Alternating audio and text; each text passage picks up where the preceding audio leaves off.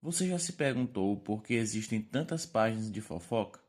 Por que a vida pessoal e íntima de pessoas famosas está constantemente sendo exposta?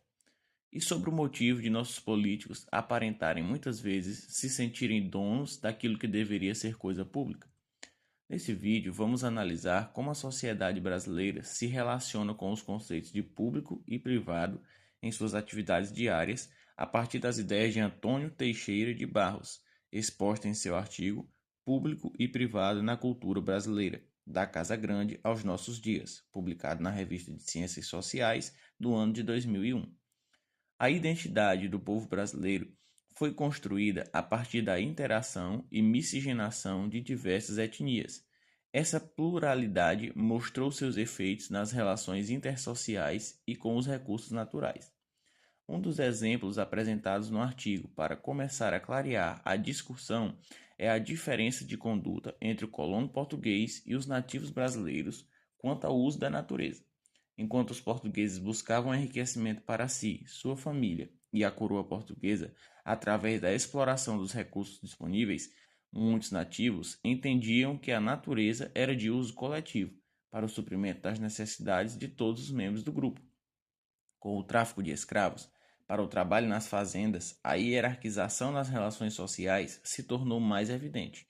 Existiam diferenças claras de atuação entre o patriarca, figura de autoridade máxima na casa, detentor de direitos e liberdades sobre todos os bens e membros familiares, a mãe, em muitos casos esposas submissas, sendo responsáveis pelo cuidado com os filhos e por agradar o marido, os filhos, apesar de filhos do Senhor, possuíam pouca ou nenhuma influência nos eventos cotidianos, a não ser o primogênito e herdeiro, que gozava de maiores privilégios.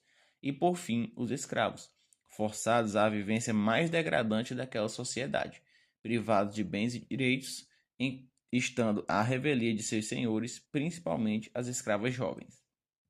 Essa hierarquização, que estava presente no seio familiar, se expandia para as relações externas, onde sempre existia uma figura de maior poder e prestígio, a quem mesmo os mais ricos senhores precisavam se submeter.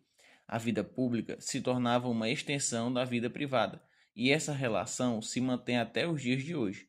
Assim, entender como se dão as relações no interior e ao redor da casa é importante para ajudar a compreender a sociedade brasileira.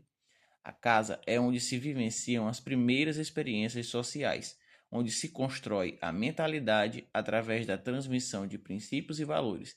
A partir dessas experiências, cada pessoa aprende os rudimentos de como deve se relacionar com os outros e como agir em cada situação. Os membros da casa, em contato constante com figuras que prestavam algum tipo de serviço essencial, como parteiras, médicos familiares, vendedores de leite, barbeiros, entre outros, este convívio constante acabava por aproximar as pessoas, gerando confiança, levando a compartilharem, através das conversas amigáveis, informações, algumas delas íntimas. Esse tipo de interação transformava o que hoje entendemos como privado em público. As relações de poder estabelecidas no seio familiar, na vida privada, lançam implicações sobre a esfera pública, levando a uma situação em que figuras de autoridade muitas vezes se tornam a representação dos interesses familiares, e as leis e decisões não são tomadas e elaboradas com o objetivo do bem comum, assim como os bens e dispositivos estatais que deveriam estar à disposição da comunidade, mas que, do contrário, estão entregues a um grupo familiar. Este tipo de ação descreve o conceito de patrimonialismo. Estes grupos familiares, que de certa maneira controlam a esfera pública, não são compostos somente de laços sanguíneos, mas através de solidariedade utilitarista. Talvez este seja o motivo para que muitas vezes no Brasil o público se torne privado e o privado se transforme em espetáculo.